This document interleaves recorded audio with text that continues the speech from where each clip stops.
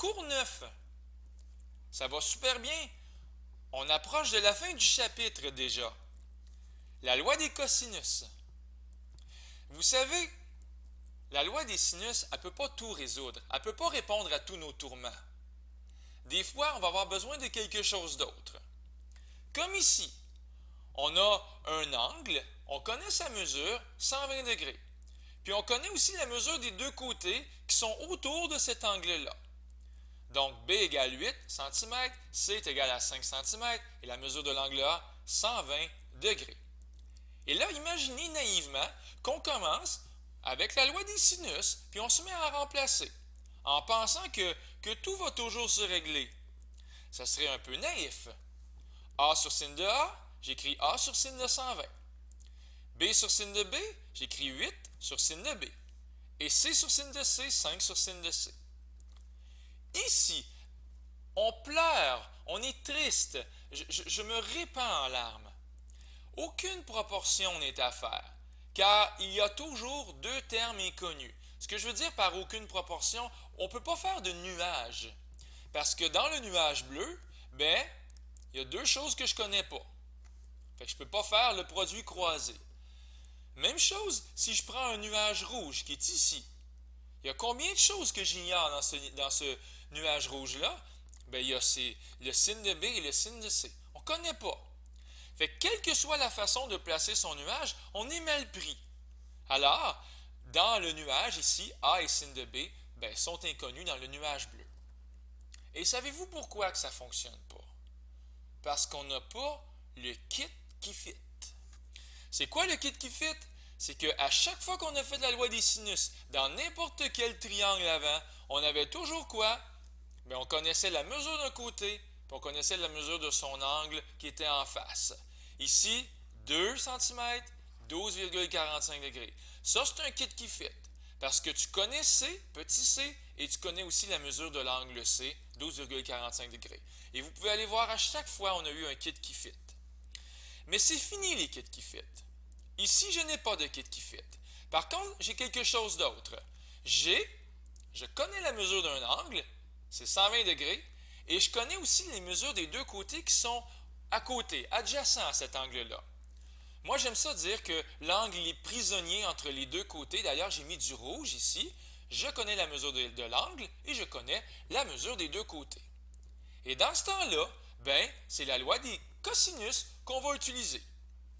Alors, on utilisera la loi des cosinus lorsqu'on a un angle connu, adjacent à deux côtés connus. Voilà le secret pour une loi des cosinus bien gérée. Alors la voici la loi des cosinus. Elle est compliquée, plus difficile peut-être. Et j'ai nommé A au carré est égal à B au carré plus C au carré moins 2BC cos A. Ne paniquez pas. B, on le connaît. C, on le connaît. B et C, est-ce que j'ai dit qu'on les connaissait? Et cos de A, on connaît la mesure d'un angle A. Fait que finalement, ici, tout ce qui est en jaune, on le connaît. Et on va tranquillement trouver la valeur de A. D'ici quelques secondes, en utilisant correctement, bien sûr, la loi des cosinus. Et c'est parti. C'est parti, mon kiki.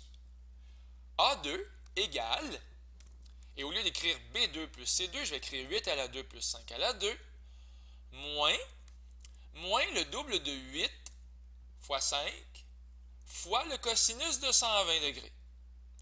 OK. Là, je vais faire quelque chose qu'on ne devrait pas faire. Je vais prendre mon temps. Cette formule-là, on pourrait la faire en pesant sur égal juste une fois. 8 à la 2 plus 5 à la 2 moins 2 fois 8 fois 5 fois cos de 120 et on pèse sur égal juste à la fin pour obtenir A2. Après ça, il restera la racine carrée à faire. Mais là, je prends mon temps. 8 à la 2, je vous montre que ça fait 64. 5 à la 2, je vous montre que ça fait 25. Et quelque chose de très rare, des nombres ronds en trigonométrie, cos de 120 moins 0,5, ça n'arrive pas souvent. On continue. A à la 2 égale à 64 plus 25 plus 40. Donc, A à la 2 est égal à 129. Donc, d'un seul coup de calculatrice, on aurait pu obtenir en pesant sur égal juste une fois, on aurait pu avoir fièrement, sans aucun bémol, 129. Mais pour trouver la valeur de A, la mesure de ce côté-là, ça va être racine de 129 cm ou bien 11,36 environ centimètres. La preuve de la loi des cosinus, elle est en vidéo. Je vous invite à écouter la vidéo.